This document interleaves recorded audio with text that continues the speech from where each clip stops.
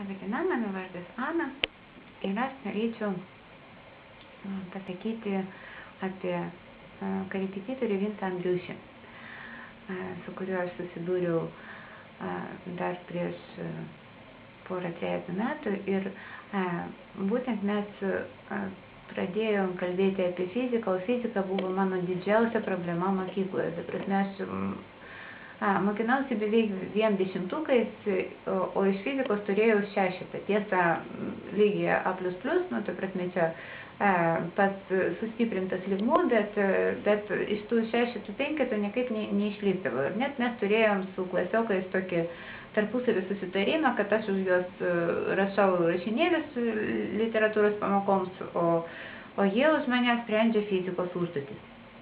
Ir man fizika atrodė tamsus miškas. O Vincas Andriušis man sugebėjo išaiškinti ją taip, kad man buvo tikrai įdomu. Ir, ta prasme, man ta fizika atrodė iš viso kažkokia tolima atskira kažkokia sritis, kuri neegzistuoja realiam pasaulyje.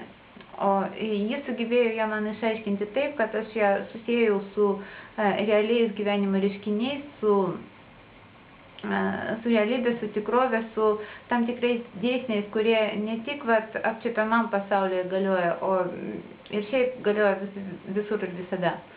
Tai labai dėkoju Vincui.